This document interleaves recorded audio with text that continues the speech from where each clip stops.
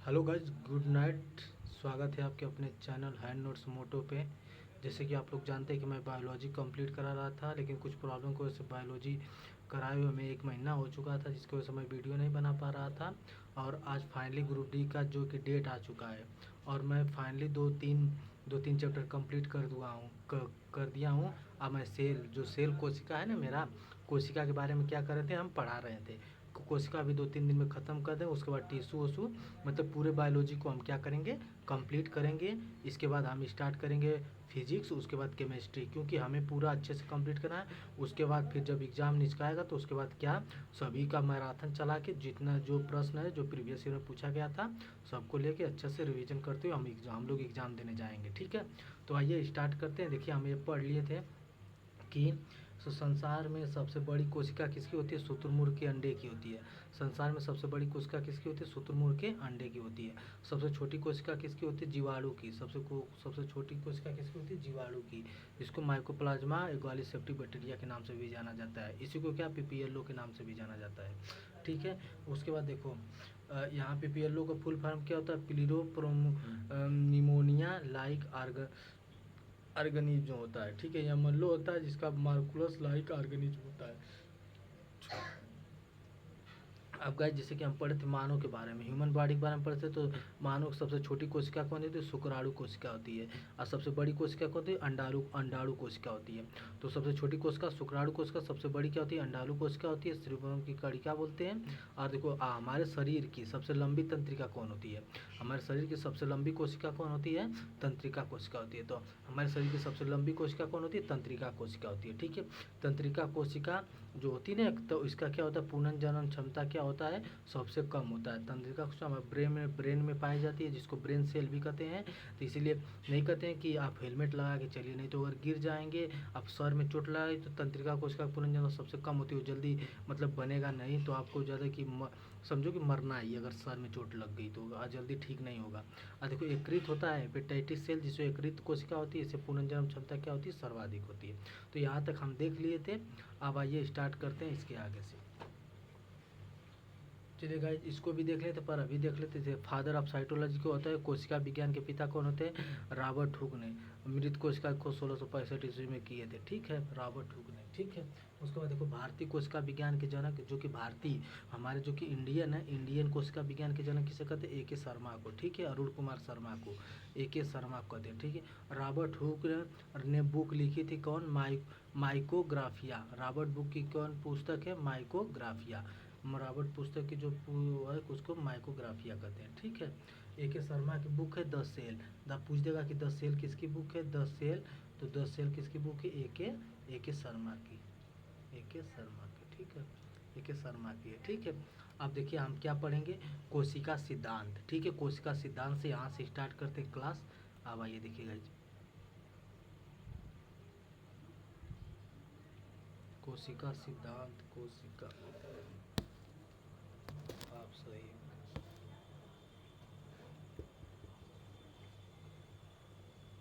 आप सही गाइस, क्योंकि वहाँ से साफ दिखाई नहीं रहा। देखिए, अब हम क्या पढ़ेंगे, कोशिका सिद्धांत। कोशिका सिद्धांत किसने दिया था, पूछेगा कोशिका सिद्धांत देने वाला कौन है, तो कोशिका सिद्धांत देने वाला कौन है, स्लाइडेन और स्वान। कोशिका सिद्धांत किसने दिया था, स्लाइडेन और स्वान ने दिया था। ठीक है, और कोशिका सिद्धांत किसने दिया था, स्लाइडेन और स्वान ने दिया था। ठीक है सर, और उसके बाद स्लाइड किस में दिया था, 1838 में, नहीं तो 1839 दिया रहता, तो 1838 इसी में दिया, स्लाइडेन और स्वान।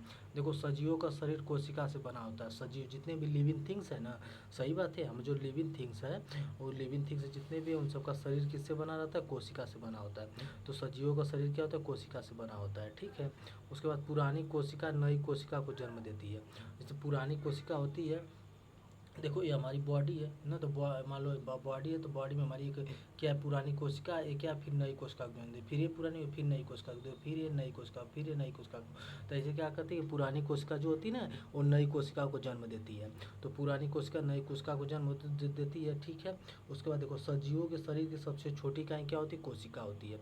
तो नहीं बोलते हैं ये मतलब human is smallest unit in body, तो क्या होता है, क्या होता है, सेल होता है ना, कोशिका होती है। तो शरीर की सबसे छोटी इकाई कौन होती है, कोशिका होती है। ठीक है, शरीर की सबसे छोटी इकाई कोशिका होती है। अब देखिए उसके बाद आते हैं ये रोडोल्फ उर्चू, तो वर्च्यू, तो रोडोल्फ वर्च्यू आते हैं। तो कोशिका सिद्धांत देने वाले कौन थे? स्लाइडेनॉ स्वान। स्लाइडेनॉ स्वान ने बताया था कि सजीवों के जो शरीर है उसमें क्या होता है, वो कोशिका से बना होता है। उसके बाद पुरानी कोशिका नई कोशिका को जन्म देती है, ठीक है। तो जब इसमें रोडोल्फ वर्च्यू आए तो इसमें क्या किया, उसमें थोड़ा सा संशोधन किए थोड़ा सा संशोधन किया। तो इसने ये बताया कि जो कि कोशिका सिद्धांत होती ना, इसने क्या कोशिका सिद्धांत में जितनी भी कमी थी ना उसको सुधारे। तो रोडोल्फ वर्च्यू ने क्या किए थे, कोशिका सिद्धांत में जितनी कमी थी उसको सुधारे। इसने एक लाइन दिया था जिसका नाम तो ओमिन्स सेलुला ई सेलुला। ये बहुत ही मतलब कि इम्पोर्टेंट लाइन है, ठीक है। इसमें पूछता है कि ओमिन्स सेलुला ई सेलुला देने वाले कौन थे, तो रोडोल्फ वर्च्यू थे, ठीक है ना। तो ये कौन है, ओमिन्स सेलुला ई सेलुला। ओमिन्स सेलुला ई सेलुला देने वाले कौन थे, रोडोल्फ वर्च्यू थे। तो इसको हम लोग को याद रहना चाहिए, कौन दिया था, रोडोल्फ वर्च्यू दिया था, ठीक है। अब देखो रोडोल्फ वर्च्यू क्या, सेलुलर पैथोलॉजी, कोशिका रोगाणु विज्ञान के बारे में बताया था, ठीक है। तो कोशिका रोगाणु विज्ञान के बारे में बताया था, ठीक है। यहाँ पे भी देखिए पुरानी कोशिका नई कोशिका को जन्म देती है, मतलब कि बताया गया था। तो गाइस कोशिका सिद्धांत के बारे में हमें पता चल गया कि कोशिका सिद्धांत किसने, स्लाइडेनॉ स्वान दिया था। उसने ये बताया था कि सजीवों का शरीर जो होता है कोशिका से बना होता है। पुरानी कोशिका जो होती है हमारी क्या, नई कोशिका का निर्माण करती हैं। उसके बाद आते हैं अब जो हमारे शरीर की जो सजीवों की सबसे छोटी इकाई कौन होती है, कोशिका होती है। रोडोल्फ वर्च्यू आते हैं तो उन्होंने एक लाइन दिया था, ओमनी सेलुला ई सेलुला। ओमनी सेलुला ई सेलुला देने वाले कौन थे, रोडोल्फ वर्च्यू थे। उन्होंने जो कोशिका सिद्धांत है ना, कोशिका सिद्धांत में जितने भी कमियाँ थी उसको सुधारने का काम किए थे। उसके बाद कोशिका रोगाणु विज्ञान के बारे में बताया था, ठीक है। अब फादर ऑफ माइक्रोबायोलॉजी, तो फादर ऑफ माइक्रोबायोलॉजी किसको कहते हैं, लियोनहाग को ना, लियोनहाग को। फादर ऑफ माइक्रोबायोलॉजी किसको कहते हैं, लियोनहाग को। फादर ऑफ माइक्रोबायोलॉजी किसको कहते हैं, लियोनहाग को कहते हैं, ठीक है, लियोनहाग को। अब उसके बाद आइए पढ़ते हैं टाइप ऑफ सेल, कोशिका के प्रकार। देखिए कोशिका के क्या होते हैं, दो प्रकार होते हैं, ठीक है। कोशिका कितने प्रकार होते हैं, दो प्रकार होते हैं। टाइप रखा थे पता नहीं। कोशिका के आइए देखते हैं बात, कोशिका कितने प्रकार होते हैं, दो होते हैं। तो एक क्या होता है, एक होता है प्रोकैरियोटिक सेल होता है, एक होता है यूकैरियोटिक सेल होता है, ठीक है। तो देखो प्रोकैरियोटिक सेल होती है ना, जिसमें सबसे पुरानी कोशिका होती है और ये कहते हैं, ये देखो नई कोशिका होती है ना। प्रोकैरियोटिक सेल क्या है, पुरानी कोशिका है, और ये क्या नई कोशिका है। देखो इसको कहते हैं, ये क्या अविकसित कोशिका है। देखो जब कोई चीज़ जैसे कि जो मान लो सिटी है, पूरा गांव पुराना है, जैसे कि गांव मान लो का क्या है, पुराना है, सिटी अभी नया नया। गांव का कोई आएगा सिटी में तो उसको समझ में नहीं आएगा, तो वो क्या अविकसित है अभी। और ये क्या है, विकसित है, यहाँ के विकसित है, ये क्या अविकसित है। तो वही कहा है कि ये जो पुरानी कोशिका है, प्रोकैरियोटिक सेल होता है ना, ये क्या है, हमारी अविकसित कोशिका है। और जो यूकैरियोटिक सेल है ना, ये क्या है, विकसित कोशिका है, ठीक है, ये बताया था। अब देखो क्या होता है इसमें, देखो जो ये हमारे प्रोकैरियोटिक सेल होती है ना, इसमें कुछ नहीं पाया जाता, बस साफ सा जानो कि इसमें कुछ पाया ही नहीं जाता है। ये बस हम पूरा मान लो कि ये बता दिए, आप लोग को पूरा पढ़ाते जा रहे हैं, बता रहे हैं इसके अंतर, तो आपको समझ में, बस ये जानो प्रोकैरियोटिक कोशिका में कुछ नहीं पाया जाता है, यूकैरियोटिक कोशिका में पाया जाता है। अब जैसे एक दो तो अपवाद में होंगे, आइए उसको देखते हैं। देखिए अब ये कुछ नहीं पाने का मतलब क्या, केंद्रक व केंद्रक झिल्ली अनुपस्थित तो नहीं होती है, मतलब केंद्रक व केंद्रक झिल्ली क्या होती है, इसमें नहीं पाई जाती है। केंद्रक व केंद्रक झिल्ली नहीं पाई जाती है। देखो ये मान लो कि हमारा क्या केंद्रक है, न्यूक्लियस है ना, तो जब केंद्रक ही नहीं पाया जाएगा तो केंद्रक के ऊपर एक झिल्ली पाई जाती है, केंद्रक झिल्ली जिसको बोलते हैं। तो जब हमारा केंद्रक ही नहीं पाया जाता तो केंद्रक झिल्ली कहाँ से पाई जाएगी, तो हमारा केंद्रक और केंद्रीय झिल्ली नहीं पाई जाती है। केंद्रक और केंद्रक झिल्ली क्या होती है, पाई जाती है। तो कभी कभी एग्जाम में आ जाता है, एग्जाम में आएगा कि केंद्रक और केंद्रक झिल्ली किस में पाई जाती है, हमारा तो यूकैरियोटिक सेल में पाई जाती है। किसमें, यूकैरियोटिक सेल में पाई जाती है। अब देखो आनुवंशिक पदार्थ कोशिका द्रव में होता है। देखो जो आनुवंशिक पदार्थ होता है ना, जिसको क्या बोलते हैं, डीएनए। तो आनुवंशिक पदार्थ कौन होता है, डीएनए। तो हमारा डीएनए क्या होता है ना, ये देखो साइटोप्लाज्म होता है, कोशिका द्रव, तो कोशिका द्रव में होता है। आप देखो यहाँ पे ये हमारा क्या है, ये हमारा क्या है, ये पूरा ये हमारी क्या है, साइटोप्लाज्म है। ये हमारा साइटोप्लाज्म में कोशिका द्रव है ना। अब कोशिका द्रव में ये हमारा क्या है, न्यूक्लियोटाइड है, ठीक है। तो देखो इसमें देखो, इसमें क्या केंद्रक न्यूक्लियस नहीं पाया जाता है। तो न्यूक्लियस नहीं पाया जाता तो उसके जगह कुछ पाया जाता होगा ना, तो क्या पाया जाता है, न्यूक्लियोटाइड पाया जाता है, न्यूक्लियोटाइड नहीं, न्यूक्लियोइड पाया जाता है, न्यूक्लियोइड पाया जाता है। ठीक है, केंद्रक की जगह क्या पाया जाता है, न्यूक्लियोइड पाया जाता है। आज जो कि जो हमारा अनुवांशिक पदार्थ होता है, जो डीएनए होता है, वो साइटोप्लाज्म में होता है। देखो ये हमारा साइटोप्लाज्म, इसमें क्या होता है, डीएनए है। ठीक है, और इसमें क्या होता है, जो डीएनए पाया जाता है ना, है वो केंद्रक द्रव में मिलता है। देखो ये हमारा क्या है, साइटोप्लाज्म है। ठीक है, तो ये साइटोप्लाज्म में, और जो कि प्रोकैरियोटिक सेल में क्या था, साइटोप्लाज्म में डीएनए था, यहाँ पे डीएनए था, डीएनए यहाँ पे था, डीएनए यहाँ पे था। पर इसमें यूकैरियोटिक में ऐसी बात नहीं है, डीएनए यहाँ पे नहीं होगा, डीएनए क्या होगा, केंद्रक में, ये न्यूक्लियस है हमारा, न्यूक्लियस में हमारा क्या होगा, डीएनए होगा। तो हमें ये अंतर देखना है कि हमारा क्या है कि जो कि डीएनए पाया जाता है वो प्रोकैरियोटिक सेल में किसमें, कोशिका द्रव में पाया जाता है, यूकैरियोटिक सेल में किसमें पाया जाता है, हमारा मतलब कि केंद्रक में पाया जाता है।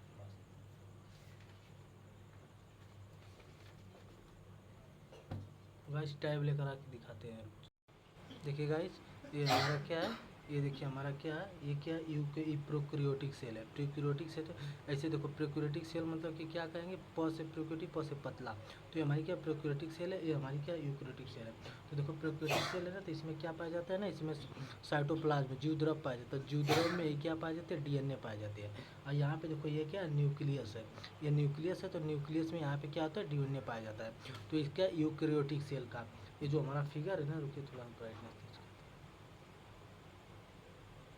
देखिए ये हमारा फिगर है ना, ये किसका है, ये यूकैरियोटिक सेल का है, और ये क्या है, प्रोकैरियोटिक सेल का है। तो हमें ये भी फिगर भी याद रखना चाहिए कि हमारा फिगर क्या है, ये यूकैरियोटिक सेल का है, ये क्या प्रोकैरियोटिक सेल का है। ठीक है, तो बस यही बता रहे थे और इसके बाद में देखते हैं। ठीक है, अब देखिए क्या होता है ना, अब देखिए यहाँ पे इसमें जो डीएनए पाया जाता है ना, किसमें, प्रोकैरियोटिक सेल में, प्रोकैरियोटिक सेल में। ठीक है, और क्या है, यू यूकैरियोटिक सेल में ना, प्रोकैरियोटिक सेल, यूकैरियोटिक सेल।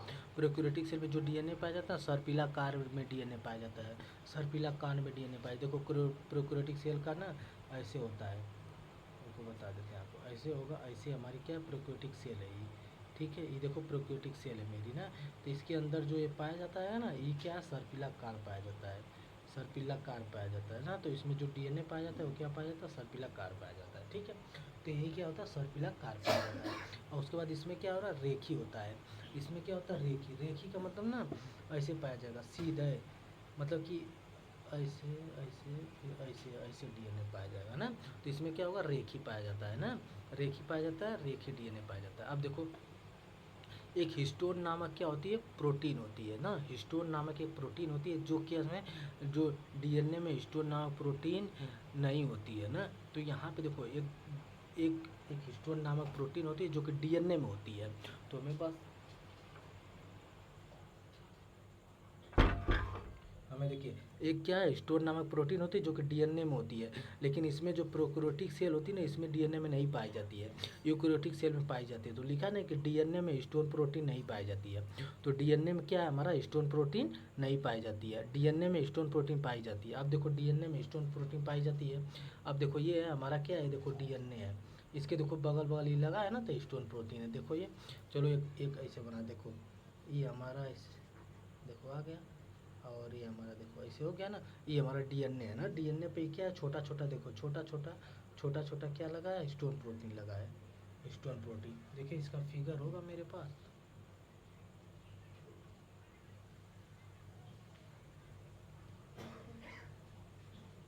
नहीं है गाइस, और ये देखिए कुल मेरा यही है, ये हमारी क्या है, यूकैरियोटिक सेल का है, यूकैरियोटिक सेल है। और ये हम यही देखिए हमारा क्या है कि मतलब ऐसे क्या आते हैं, स्टोन प्रोटीन इसमें नहीं पाई जाती है, हमारा डीएनए है जो कि क्या सर्पिलाकार है। तो यही बताए थे। ठीक है, तो यहाँ पे क्या होता है, डीएनए स्टोन प्रोटीन नहीं पाई जाती, इसमें स्टोन प्रोटीन पाई जाती है, बस याद रखना। देखो राइबोसोम पाया जाता है, एक तो छोटा राइबोसोम पाया जाता है, एक बड़ा राइबोसोम पाया जाता है। एक जैसे कि 7 ईयर्स का होता है, एक 8 ईयर्स का होता है ना। तो पूछेगा पेपर में कि प्रोकैरियोटिक सेल में जो डी जो राइबोसोम पाया जाता है वो कौन सा होता है, कौन सा यस होता है, तो क्या होता है 70 यस होता है। प्रोकैरियोटिक सेल में जो डीएनए पाया जाता है वो क्या होता है 70 यक्स होता है, और यूकैरियोटिक सेल में जो डीएनए पाया जाता है ना वो क्या होता है 80 यक्स होता है। तो ठीक है, तो प्रोकैरियोटिक सेल में जो डीएनए पाया जाता है वो क्या होता है 70 यक्स होता है, यूकैरियोटिक सेल में जो डीएनए पाया जाता है 80 यक्स होता है। हमें इतना बात याद रखना है, ठीक है। उसके बाद देखो इसमें दोहरी झिल्ली कोशिकांग नहीं होते हैं, दोहरी झिल्ली कोशिकांग नहीं होते। देखो कोई की कोई कोशिकांग है तो कैसे एक झिल्ली बना है, उसके बाद देखो ये 2 झिल्ली, जैसे कि तुम प्लांट पादप पौधे का देखे होगे ना, पौधे पौधे का ऐसे कैसे बना रहता है, ऐसे ऐसे क्या रहता है कोशिका जो भित्ति रहती है ऐसे करके ऐसे बनी रहती है इसकी, तो ये क्या होता है दोहरी होती है ना। तो कोई प्लांट होता है, प्लांट का कोशिका भित्ति क्या हमारी ये हमारी क्या दोहरी होती है। तो इसमें क्या होता है, इसमें दोहरी झिल्ली नहीं होते हैं, इसमें सभी पाए जाते हैं, इसमें दोहरी पहली सभी पाए जाते हैं, ठीक है। अब देखो माइटोकॉन्ड्रिया नहीं होते, इसमें माइटोकॉन्ड्रिया नहीं होते। अब देखो यहाँ से देखो प्रोकैरियोटिक सेल में क्या होते हैं माइटोकॉन्ड्रिया नहीं होते हैं, अंतर्द्रव जालिका इंडोप्लाज्मिक रेटिकुलर नहीं होते हैं, लाइसोसोम नहीं होते हैं, गोल्गी बॉडी नहीं होते हैं, न्यूक्लियस नहीं होते हैं, ठीक है। अब उसके बाद देखो ये सब नहीं पाए जाते, तुमको बोले थे ना कि इसमें मतलब ज़्यादा ज़्यादा सब कुछ नहीं पाया जाएगा, तो ये सब क्या होता है नहीं पाए जाएंगे।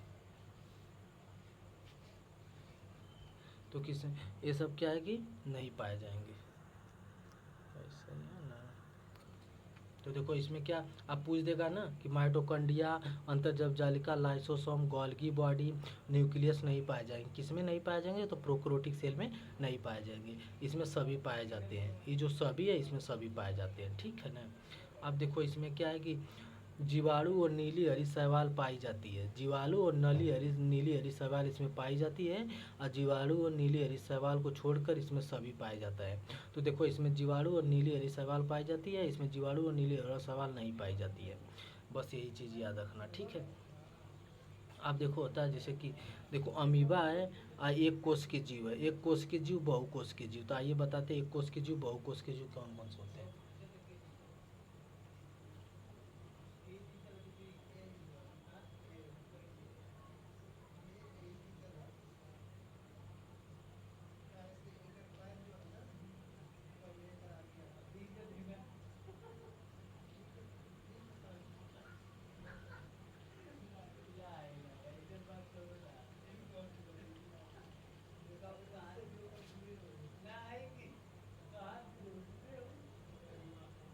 देखिए गाइस सुनो ये देखिए कोशिका में क्या होता है दो होती है, एक होती है एक कोश की, होती है बहुकोश की, ठीक है।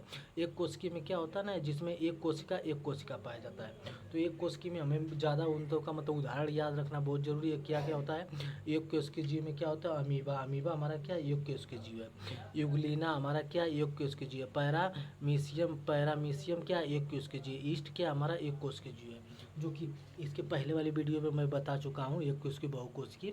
अब देखिए क्या है हमारा मल्टी सेलुलर, जिसको क्या बोलते हैं बहुकोश की जीव बोलते हैं। जैसे कि एनिमल्स, जैसे कि हम लोग ह्यूमन है तो हम लोग और एनिमल्स जितने भी एनिमल्स हैं तो वो सब क्या है बहुकोश के जीव है। तो जानवर प्लांट पौधे और कुत्ते डॉग हार्स ये सब क्या है बहुकोश के जीव है। और एक कोश के जीव में आता है यूग्लिना पैरामीशियम ईस्ट अमीबा, ये सब एक कोश की में आता है, ठीक है।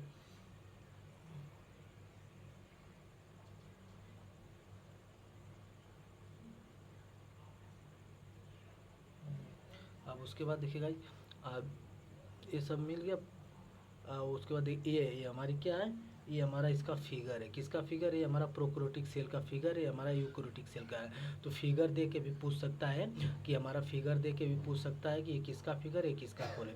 देखो यूकैरियोटिक सेल में देखो सब पाया जाता है, देखो क्या क्या पाया जाता है, देखो गोल्गी बॉडीज, देखो यहाँ पे गोल्गी बॉडीज पाई जाएगी, देखो वोकोल्स वेकोल्स होते पाए जाते हैं, देखो माइटोकॉन्ड्रिया पाए जाते हैं, स्मूथ इंडोप्लाज्मिक रेटिकुलर पाया जाता है, देखो न्यूक्लियस पाया जाता है, फिर यहाँ पे न्यूक्लियस केंद्रक पाया जाता है, फिर न्यूक्लियर मेम्ब्रेन केंद्रक झिल्ली, जो केंद्रक झिल्ली होती ना है यहाँ पे देखकर जब केंद्रक जिसमें पाया जाता है उसी में केंद्रक झिल्ली पाई जाती है, तो ये हमारा केंद्रक झिल्ली भी पाई जाती है।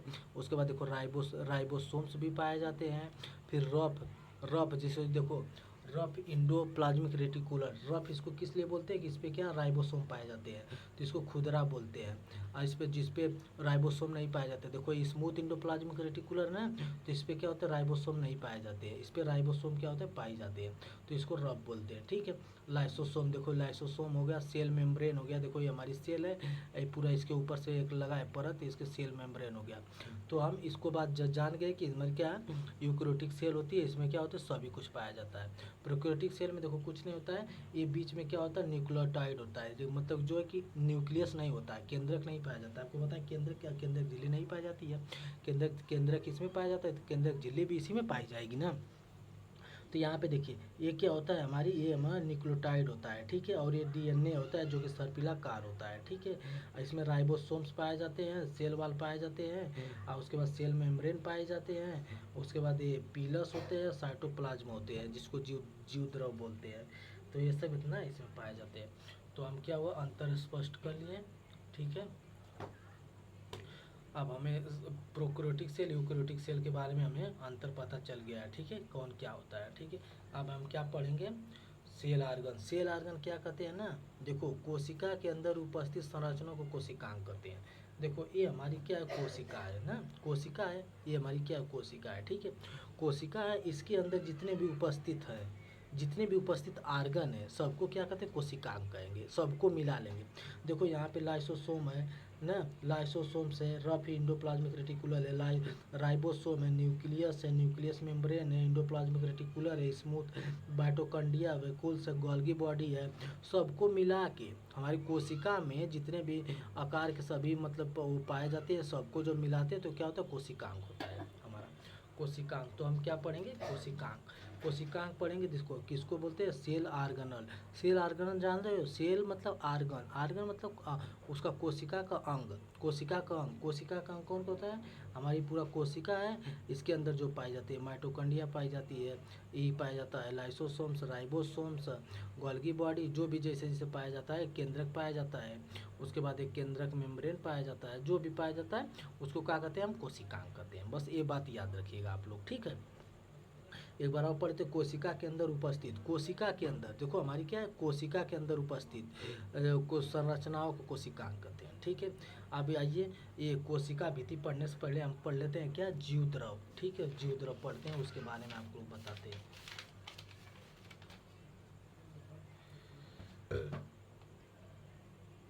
देखिए जाए जीव द्रव आप लोग को इसलिए पढ़ा रहे हैं क्योंकि आपको उसके आगे समझ में आएगा। देखिए ये क्या है प्रोटोप्लाज्म जिसको बोलते हैं जीव द्रव।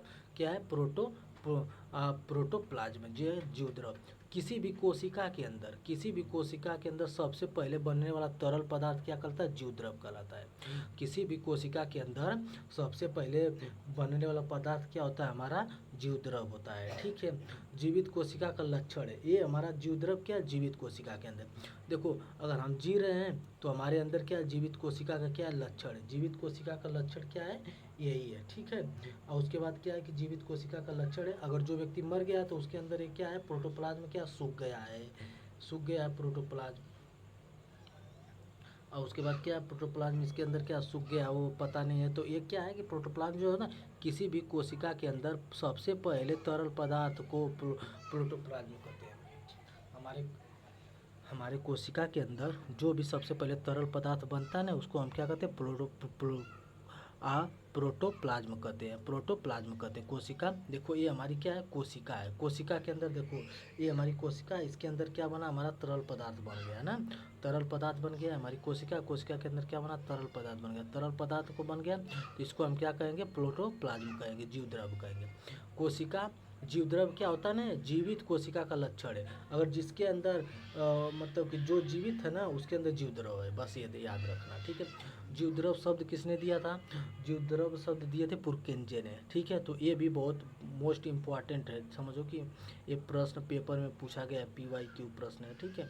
कि जीव द्रव शब्द किसने दिया था, तो जीव द्रव शब्द देने वाले कौन थे पुरकेंजे थे। ठीक है ना।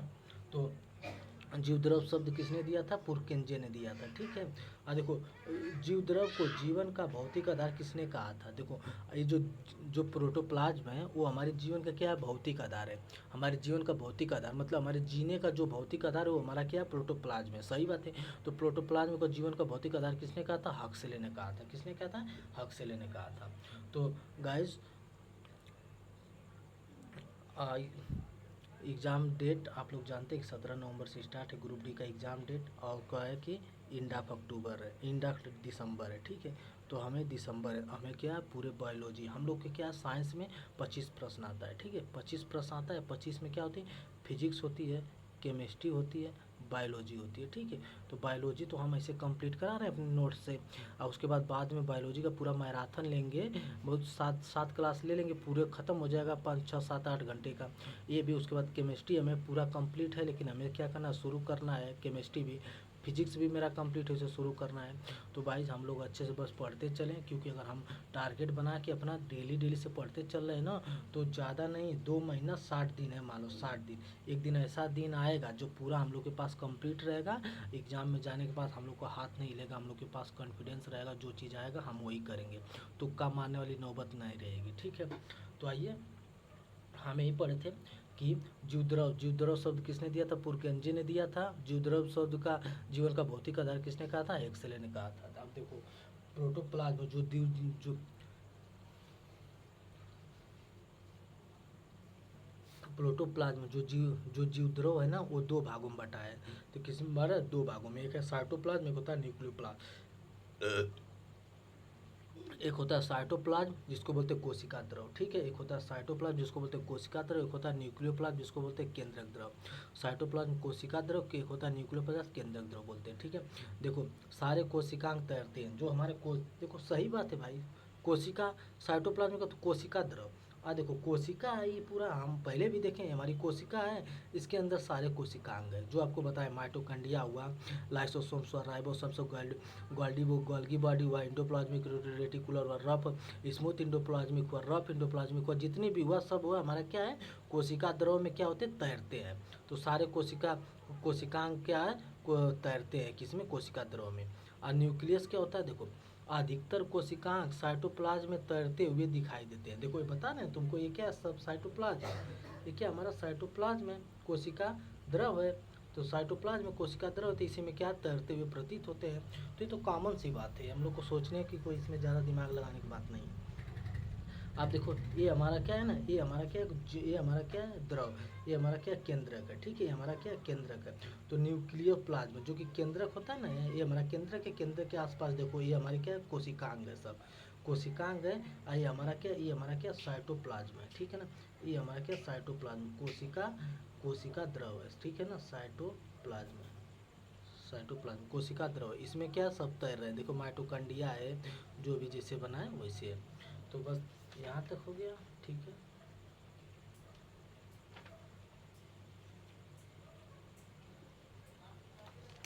तो गाइज हम पढ़ लें किसके बारे में? जीवद्रव के बारे में हम पढ़ लिए। जीवद्रव से हमारे कोशिका के अंदर सबसे पहले बनने वाला जो तरल पदार्थ उसको जीवद्रव कहते हैं।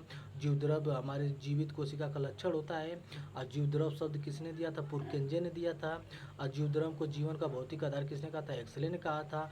2 में बांटा गया, एक साइटोप्लाज्म होता है, एक न्यूक्लियोप्लाज्म होती है।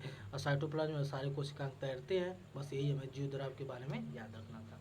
अब आइए पढ़ते हैं जहाँ पे थे हम लोग। तो हम क्या होते हैं? कोशिकांग के बारे में देख चुके हैं। आप देखिए हमें क्या? कोशिका भित्ति। तो देखिए गाइज यही प्रश्न पूछा था, जैसे कि हम बायोलॉजी नहीं पढ़े थे, तो ये पूछा था ना कि कोशिका भित्ति किस में पाई जाती है। आप कसम से बता रहे हैं गाइज ने, ये प्रश्न हम छोड़ दिए थे, किए ही नहीं थे, क्योंकि हमें मालूम नहीं था। उसमें दिया था कि पौधों में, मानव और पौधों दोनों में, या तो नाना बीज। तो हमें देखो मालूम नहीं था, कसम से बता, जब हम पढ़े नहीं तो क्या मालूम था। ठीक है, लेकिन आज ऐसी बात है कि पढ़ भी, नोट्स बना रहे हैं और आज कुछ पढ़ा भी रहे, ऐसी बात। ठीक है, देखो कोशिका भित्ति क्या बोलते हैं? सेल वॉल बोलते हैं इसकी। कोशिका भित्ति की भी खोज किसने की थी? रॉबर्ट हुक ने की थी। कोशिका भित्ति की खोज किसने की थी? रॉबर्ट हुक ने की थी। ठीक है, रॉबर्ट हुक ने की थी। कोशिका भित्ति की खोज किसने की थी? रॉबर्ट हुक ने की थी। ठीक है। अब कोशिका भित्ति हमारी कहाँ पाई जाती है? ये हमारी पौधे में पाई जाती है। ठीक है ना, पौधों में पाई जाती है, कवक जीवाणु कोशिका में पाई जाती है। ये हमारी पौधे में कवक जीवाणु, देखो जीवाणु जितनी बैक्टीरिया है ना, जीवाणु बैक्टीरिया, तो बैक्टीरिया में क्या पाई जाती है? हमारी कोशिका भित्ति पाई जाती है। कोशिका भित्ति हमारी क्या पाई जाती है? बैक्टीरिया में पाई जाती है। कवक फंगस में पाई जाती है, कोशिका भित्ति पाई जाती है। और सबसे मोस्ट इंपॉर्टेंट याद रखना कि किसमें? पौधे में पाई जाती है, प्लांट में। उसके बाद जंतु कोशिका में नहीं पाए जाते। जंतु विज्ञान जैसे एनिमल सेल हुआ, जैसे हम लोग हुए, हम लोग में नहीं पाई जाती है।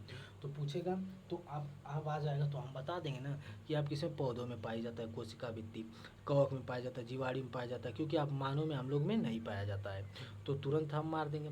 देखो विषाणु, विषाणु सजीव व निर्जीव के बीच की कड़ी है। विषाणु जो कि सजीव और निर्जीव के बीच की कड़ी है, सही है। विषाणु कोशिका रहित जीव है। विषाणु जो होता है जो क्या है? कोशिका रहित जीव है। तो एक फिगर दिखाते हैं आपको। गाइस थोड़ा फास्ट तो नहीं ना बोले? देखिए ये हमारा क्या है, ये देखिए हमारा, देखिए गाइस ये हमारा क्या? प्लांट सेल है। ठीक है, ये हमारा प्लांट सेल है। देखो पादप कोशिका है।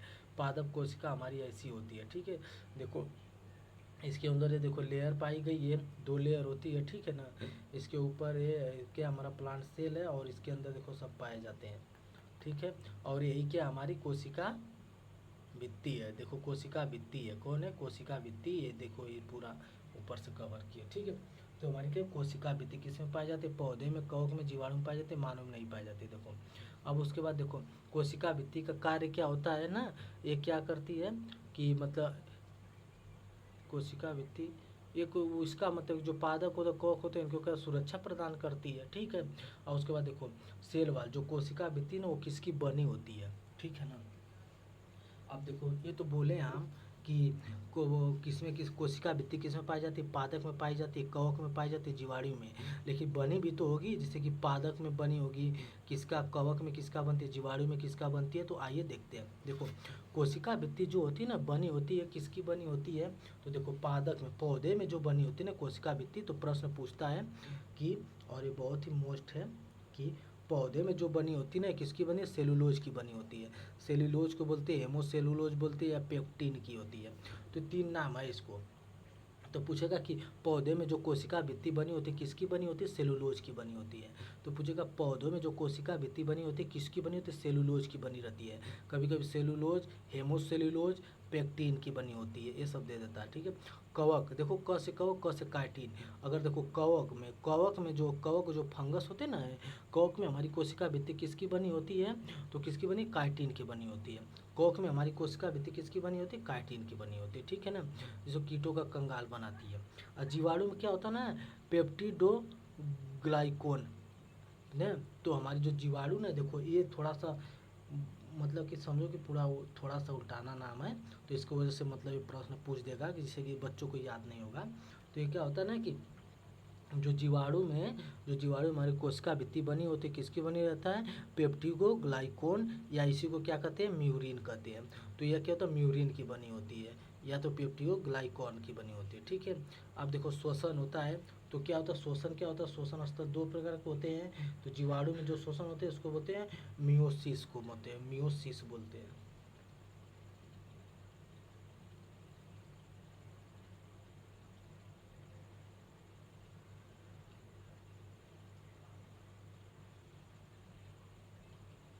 मियोसिस बोलते हैं।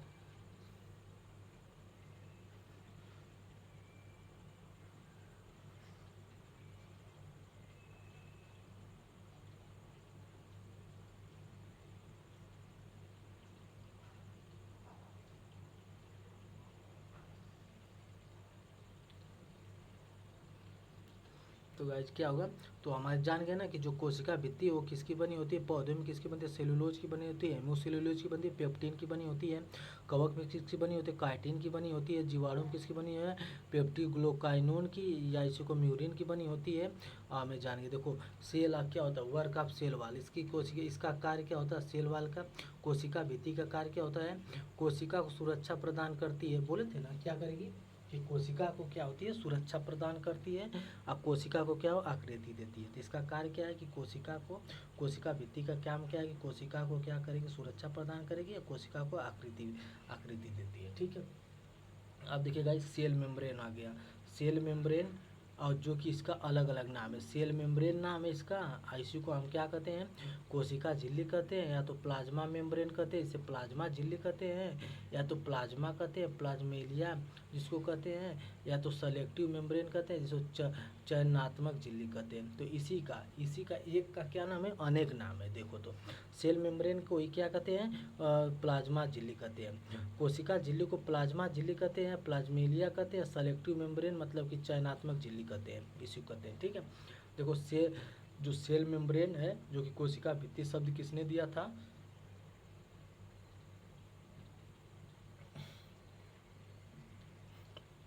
कोशिका भित्ति शब्द देने वाले कौन थे, क्रेमेनल एंड नेगाली थे। 1855 में शब्द दिए थे कौन, कोशिका भित्ति का। तो हमारा पूछेगा कि कोशिका भित्ति शब्द देने वाले कौन थे, तो क्रेमेनल और नेगाली ने दिए थे। ठीक है, और उसके बाद यहाँ पे देखिए एक प्लाज्मेलिया शब्द दिए वाले किसने दिए थे, J.Q. पॉल्स ने दिया था। प्लाज्मेलिया शब्द किसने दिया था, J.Q. पॉल्स ने दिया था। ठीक है, यह सभी कोशिका में पाई जाती है। यह क्या होता है, सभी कोशिका में पाई जाती है। क्या होता है, यह सभी कोशिका में पाई जाती है। कौन, सेल मेम्ब्रेन जो कोशिका भित्ति ना होती वो सभी में पाई जाती है। ठीक है,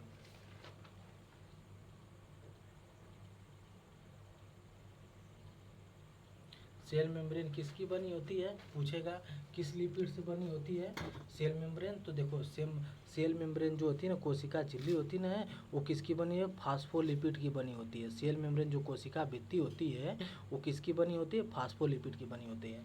तो ये भी क्या हमारा मोस्ट इंपॉर्टेंट है, पूछ देगा कि सेल मेम्ब्रेन जो कोशिका भित्ति वो किसकी बनी होती है, तो फास्फोलिपिड की बनी होती है। ठीक है, अब देखो सेल मेम्ब्रेन होता ना है, तो ये क्या तो फास्फोलिपिड की बनी होती है। इसमें 50% लिपिड होता है, प्रोटीन 50% होता है नियर अबाउट, फिर 5 से 10% कार्बोहाइड्रेट होता है। ये क्या होती है, एक दोहरी परत होती है। क्या होती है, एक दोहरी परत होती है। अब देखिए एक दोहरी परत होती है, देखिए क्या है हमारा, एक कोशिका भित्ति है ना, उसका क्या स्ट्रक्चर है हमारा, कोशिका भित्ति जिसको बोलते हैं हम सेल मेम्ब्रेन, कोशिका झिल्ली बोलते हैं, कोशिका भित्ति नहीं, कोशिका भित्ति करेंगे तो पौधे में हो जाएगा। तो ये हमारी देखो इसका क्या है कि 2 लेयर पाई जाती है ना, तो इसको ये जो इसमें ये जो होता है इसको प्रोटीन बोलते हैं, इसको बाइलिपिड लेयर बोलते हैं। और उसके बाद एक होता है हाइड्रोफिलिक हेड होता है, हाइड्रोफिलिक टेल होता है यहाँ पे, और यहाँ पे कार्बोहाइड्रेट होता है। ठीक है, कार्बोहाइड्रेट यहाँ पे देखो एक कार्बोहाइड्रेट मिल रहा है इससे, तो ये होता है। अब देखो हमारी क्या है कि हमारे देखो यहाँ पे जो कि सेल मेम्ब्रेन है ना, यहाँ पे एक बात याद रखना कि जो सेल मेम्ब्रेन है, सेल मेम्ब्रेन, ठीक है, मेम्ब्रेन जिसको हम बोलते हैं क्या,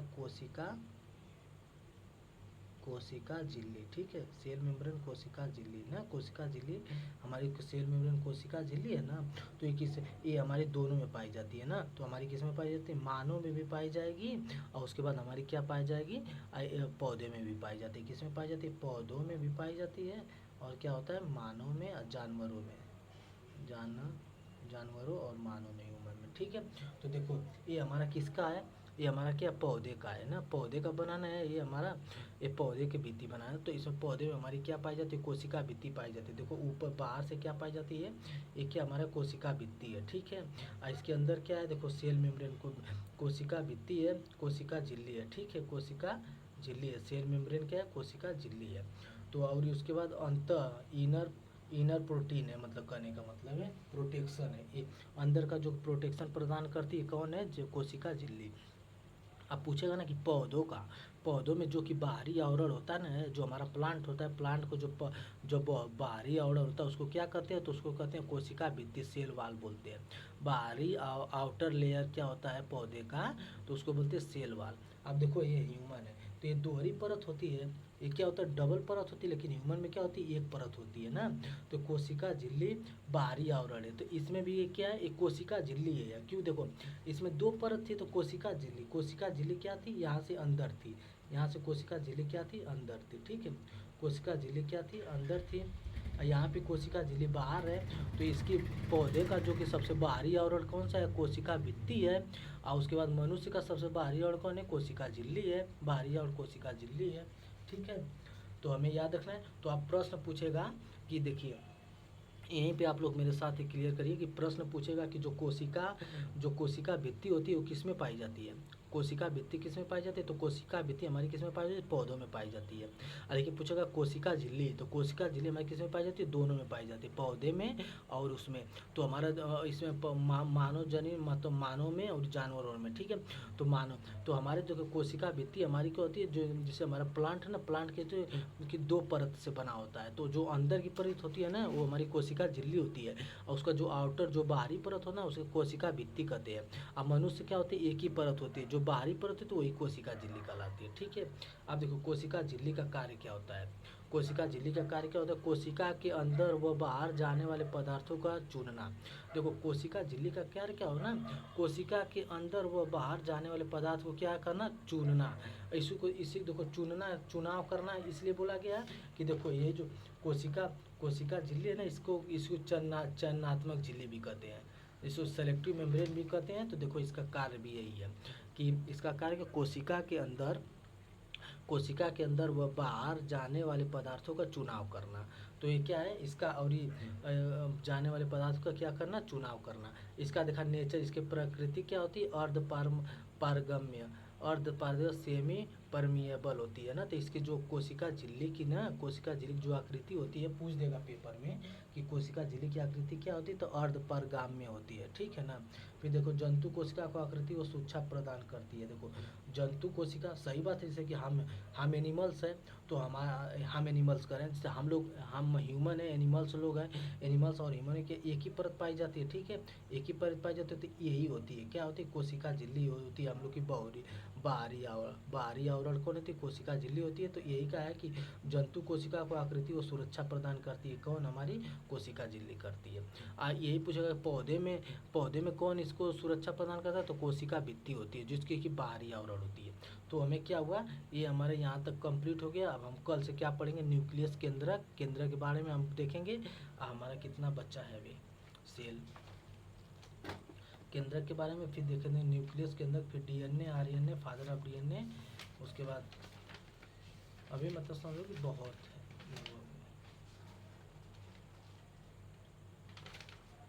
पूरे भी जितने भी वो सेल डिवीजन, मतलब कि अभी एक दो वीडियो और लगेगा, तो हमें सबके बारे में पढ़ाना ना है। देखिए ये था भाई, मतलब कि जो हमारे पूरा है, इसके पूरे के बारे में हमको क्या पढ़ा था, जो कि कोशिकांग है ना, जो इसके अंदर जो हमारी कोशिका के अंदर जो है ना, सबको बारे में पढ़ा। माइटोकॉन्ड्रिया क्या होता है, इंडोप्लाज्मिक रेटिकुलर क्या होता है, रफ इंडोप्लाज्मिक रेटिकुलर क्या होता है, गोल्गी बॉडी क्या होता है, राइसोसोम्स क्या होता है, लाइबोसोम्स क्या होता है, ये सब हमको क्या होता है, ये सब हमको पढ़ना है। तो अभी थोड़ा सा टाइम लगेगा, तो हम यहाँ तक क्लास को क्या करते हैं, स्टॉप करते हैं। आगे से अब सेल क्या था, सेल मतलब सेल करें कि न्यूक्लियस जो केंद्रक है ना, जो हमारे केंद्रक है ना, इसके अंदर जो केंद्रक पाया जाता है ना, इसके बारे में पढ़ेंगे। इसके ऊपर जो झिल्ली होती है उसे न्यूक्लियस मेम्ब्रेन कहते हैं। तो हम न्यूक्लियस केंद्रक के बारे में पढ़ेंगे कल से। आज के बाद आज यहीं पे क्लास को स्टार्ट करते हैं। Okay, thank you guys and take care.